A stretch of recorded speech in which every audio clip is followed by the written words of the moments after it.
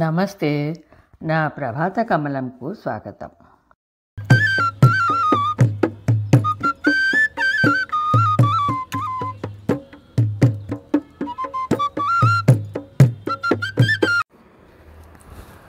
ముందుగా అందరికీ శ్రీరామనవమి శుభాకాంక్షలు.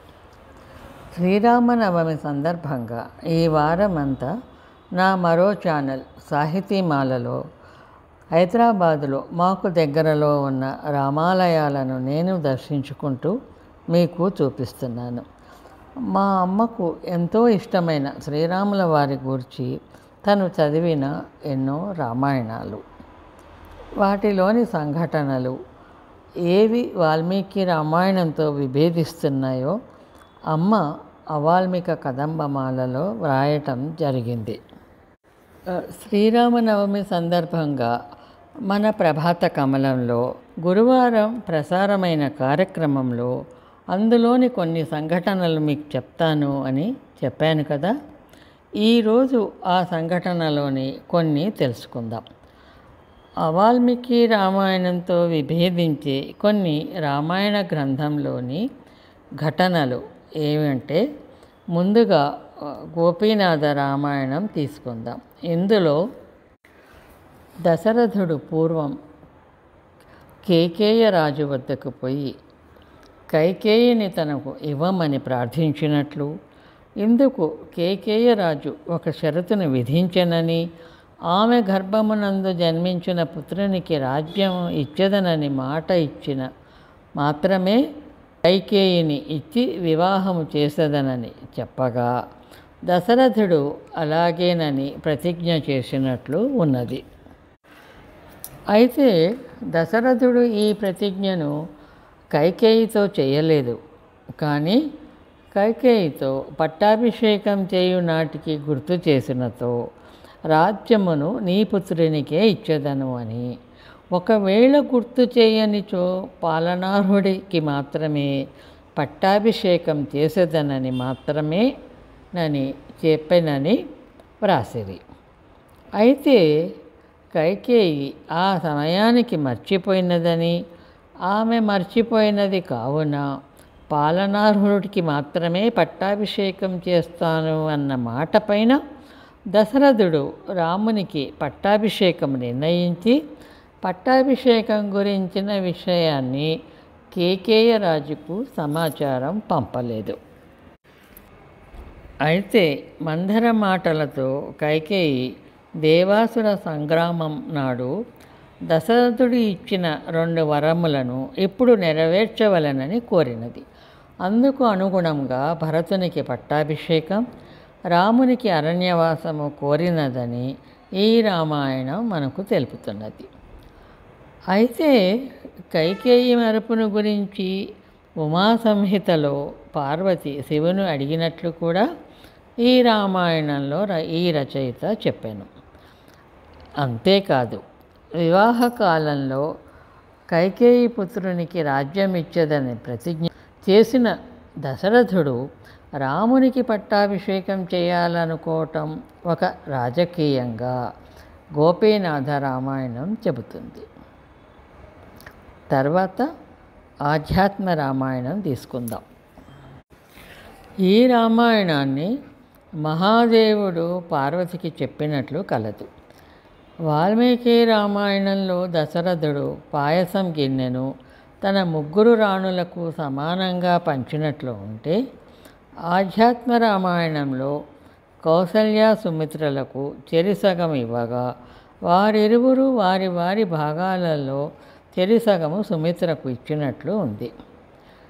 ఇందులోనే మరొక చోట రావణుడు బ్రహ్మ దగ్గరికి పోయి తనకు మృత్యువు ఎలా కలుగుతుంది అని అడుగగా, బ్రహ్మ కౌసల్య దశరథుల కుమారుడైన శ్రీమన్నారాయణుడు రామనామ లక్షతుడు నిన్ను సంహరించును అని చెప్పును అని, అందుకు రావణుడు కౌసల్య దశరథుల వివాహము జరగకూడదని కౌసల్యను మందసాన ఉంచి సముద్రంలో విడిచెను అని, అయితే ఆ మందసము దశరథునికి లభించగా దశరథుడు కౌసల్యను గాంధర్వ వివాహం ఆడినట్లు చెప్పాను. తర్వాత కథా సరిత్సాగరం తీసుకుంటే అందులో సీతకు లవుడు మాత్రమే కన్నబిడ్డ అని కుశుడు వాల్మీకి తపశ్శక్తులతో సృష్టించిన శిశువుగా చెప్పిరి. ఇందులో వాల్మీకి రామాయణంలో లేని ఎన్నో ఘట్టాలు కలవు. తరువాత భోజుడు రాసిన చంపూ రామాయణంలో వాల్మీకి రచనను తర్వాతి కవులు ఉపయోగించుట, భగీరథుడు తెచ్చిన గంగను పితృదేవతలకు అర్పించి ధరించుట వంటిదని చెప్పిరి. ఇలా ఇంకా ఎన్నో ఉన్నాయి. మలయాళంలో రాసిన తొలి రామాయణం ఏం చెప్తుంది? గుజరాతీ రామాయణం, విచిత్ర రామాయణంలోని ఘటనలు, ఇలా ఎన్నో ఎన్నో రామాయణాలను ఇందులో అమ్మ ప్రస్తావించింది. ఉత్కల రామాయణంలో అయితే రావణ సంహారం అనంతరము మండోదరి విభీషణునికి భార్య అయినది అన్నట్లు చెప్పిరి. వంగ భాషలో చంద్రావతి వ్రాసిన రామాయణం ఇప్పటికీ అక్కడి బ్రాహ్మణులు వివాహ సమయంలో వివాహ మంత్రాలతో పాటు ఈ రామాయణాన్ని కూడా పఠిస్తారు. అంత పవిత్రమైనదిగా చూస్తారు ఆ ప్రాంతం వారు రామాయణాన్ని. ఇలా ఎన్నో విషయాలు అవాల్మీక కదంబమాలలో మనం చదువుతాం. అయితే కుటుంబ వ్యవస్థను నాటి నుండి నేటి వరకు అదృశ్య శక్తిగా కాపాడుతూ వచ్చింది రామాయణమే అని అమ్మ అభిప్రాయం. విన్నారు కదండి. ఇవన్నీ అమ్మ చదివిన వివిధ రామాయణాలలో ఉన్న ఘటనలు. ఇవన్నీ ఒక చోట చేర్చి మీకు అందించేందుకు అమ్మ చేసిన ప్రయత్నమే అవాల్మీక కదంబమాల. అందులో ఇప్పుడు నేను ఇందులో చెప్పినవే కాకుండా ఇంకా చాలా సంఘటనలు, ఘటనలు, ఇంకా వివిధ రామాయణాలను గురించి కోట్ చేసినవి చాలా ఉంది. ఇంకా చివరగా అమ్మ మాటలతో ఈ కార్యక్రమాన్ని ముగిస్తాను. నాకు చిన్నప్పటి నుంచి రాముడు అన్నా, రామాయణంలోని సన్నివేశాలన్నా, రామాయణంలో శబరి అన్నా చాలా ఇష్టం. మా చిన్నప్పుడు మా నాయనగారు రోజు సుందరకాండ పారాయణ చేసుకునేవారు. రోజు వాకిట్లో వరండాలో రామాయణం గురించి మాట్లాడుకుంటూ ఉండేవారు. ఆ కారణమే కావచ్చు నా మనసులో రామాయణం అంటే ప్రీతి ఎక్కువగా నిలిచిపోయింది. ఎన్ని రామాయణాలు చదివినా కథ ఒక్కటే కావచ్చు. ఏ కవిగారు ఎట్లా రాశారో చదివి తెలుసుకుందామని కుతూహలంతో చాలా రామాయణాలు చదివాను. వారి భక్తి కొద్దీ కొన్ని మూలంలో లేని విషయాలు రాశారు. అన్ని భాషలలోనూ రామాయణం ఉంది. ఆఖరికి ఉర్దూలో కూడా రామాయణం రాశారు.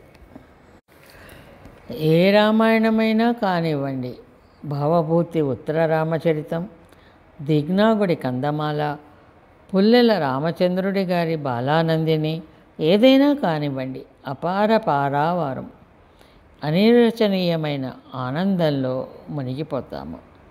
ఇవి అమ్మ మాటలు. ఇక అవాల్మీక కదంబమాల త్వరలో మీ ముందుకు పుస్తక రూపంలో తెస్తున్నానని చెప్పటానికి నేను చాలా సంతోషిస్తున్నాను. ఈ రచన చేసిన అమ్మకు శ్రీరాముల వారి సన్నిధిలో తప్పక చోటు దక్కి ఉంటుందని నాకు అనిపిస్తూ ఉంటుంది.